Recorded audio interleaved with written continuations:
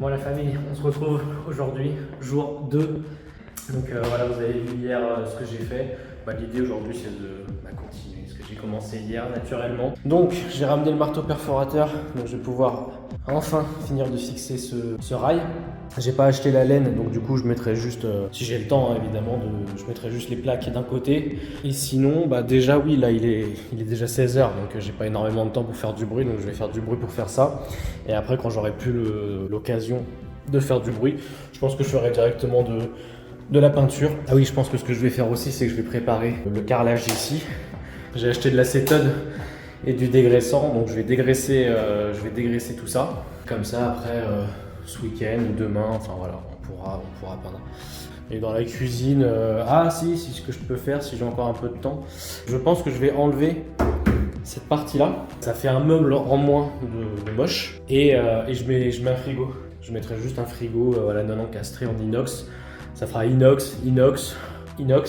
Ce qui fait que ça permettra de compenser la mocheté, même si ça va être rénové, homestaging et tout, ça permettra quand même d'avoir un effet un peu plus neuf quoi.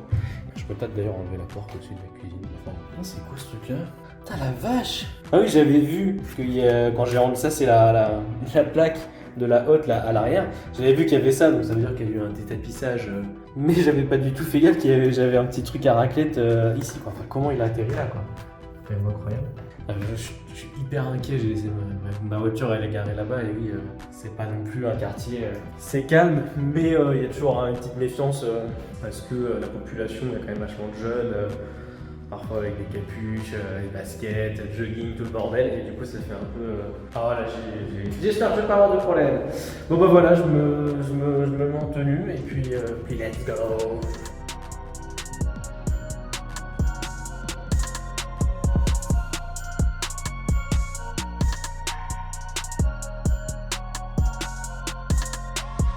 Bon, premier point après 2 heures, comme vous l'avez vu, j'ai installé les rails.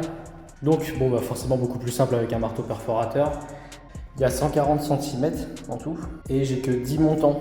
Et donc si je veux faire le verso, faut pas que je consomme plus de 5 montants ici pour faire recto verso. Et là je suis déjà à 5, donc ça veut dire qu'ici je peux pas doubler lui. Et pareil en termes de longueur, en termes de découpe de placo, ça faisait 60 et après ça faisait 20. Et je me suis dit 20 ça va faire bizarre. Je sais pas en termes de solidité, de rigidité. Donc du coup j'ai fait 60, 40, 40. Donc c'est-à-dire qu'il y a un morceau de placo que je vais devoir... ça va me consommer 2 plaques pour faire du 40. Donc là voilà, je tranche le placo à la bonne longueur. On croise un peu les doigts pour que ça soit droit. Voilà la famille. Ah oui, il faut que je réfléchisse aussi à savoir si j'ai une prise électrique. Il y a une prise là. S'il y a une prise là, ça va. Bon voilà la famille, on y go.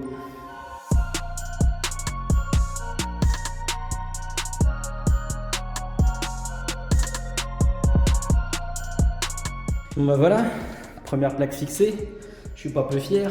Bon, la seule chose qui est à constater, c'est que ici on part super bien, on est vraiment à ras. Puis petit à petit, on se décale, je dirais qu'il y a 2 mm de décalage. Donc je sais pas si c'est mon truc à moi qui est pas droit, qui suit pas le mur, qui serait peut-être lui pas droit. J'en sais rien, c'est pas dramatique. Je rattraperai avec de l'enduit de rebouchage, la bande à joint, tout ça, enfin ça va pas se...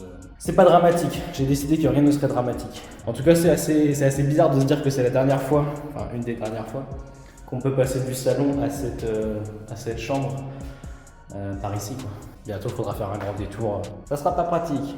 Finalement, changement de plan, je vais plutôt mettre les plaques à l'américaine pour éviter d'en gâcher. Plutôt que de trancher dans le sens de la longueur pour faire une partie, trancher dans la longueur une autre pour faire la deuxième partie et du coup gâcher 2 plaques, je vais plutôt les mettre à l'horizontale.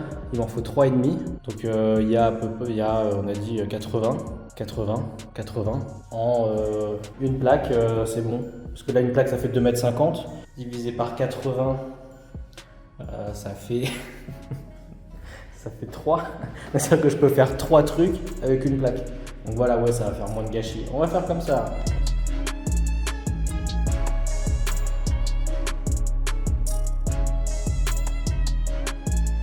Bon écoutez, voilà.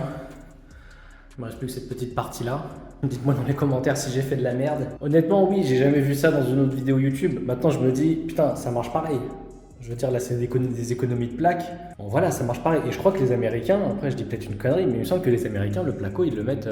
Après, ils font pas beaucoup de placo, je crois, les Amerlocs. Mais il me semble que les Américains, ils mettent le placo comme ça à l'horizontale. Après, peut-être qu'ils mettent des rails aussi à l'horizontale. Moi, ce que j'ai pas mis de rails derrière ça, quoi. Là, c'est pas. Mais oui, vu que c'est des petits morceaux, je pense pas que ce soit indispensable de mettre des trucs horizontaux. Bon, après, de toute façon, les gars, moi, je suis pas. Je suis déjà en train de me justifier parce que je pense que j'ai fait de la merde. Maintenant, voilà, je suis pas plaquiste. Si tout se pète la gueule, bah écoutez, je serai le premier à m'en vouloir. Si ça tient bien et que je consolide peut-être un peu par derrière, pour moi, ça tiendra dans le temps. S'il y a des fissures, écoutez, hein, voilà, on verra. Bon, voilà, je mets le dernier petit morceau qui reste. Et voilà, finito. Bon. Le résultat m'a l'air convenable. Je réfléchissais, là j'ai démonté l'interrupteur.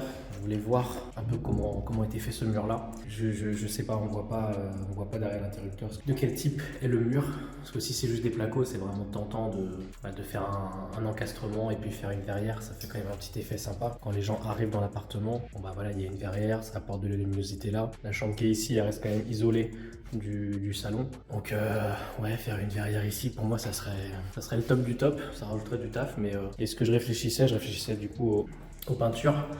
Donc effectivement du tout blanc ça va pas forcément faire bien. Donc je réfléchissais à mettre du lin clair. Pourquoi pas faire un pan de mur en lin clair ou avec un soubassement blanc, lin clair en haut, lin clair en bas, soubassement lin. Enfin vous voyez, je pense que vous avez compris ce que je voulais dire, j'arrive plus à m'exprimer. Dans le couloir et l'entrée, là pour le coup faire un soubassement avec des moulures, le haut blanc et le bas gris très clair, pas du gris foncé. J'avais déjà mis du gris foncé dans une autre coloc, mais là partir sur du gris très très clair, faire un soubassement voilà avec une petite moulure, les portes qui sont bien toutes blanches. Pour moi ça peut faire un côté sympa. Et puis comme ça fait vraiment tout l'encadré ici comme ça. J'ai intégralement dégraissé les murs. De toute façon ça fait un an que personne ne vit ici, donc j'ai tout dégraissé, tout bien frotté, tout bien rincé.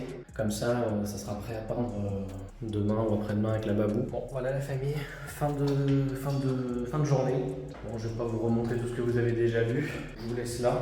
Et voilà, je vous dis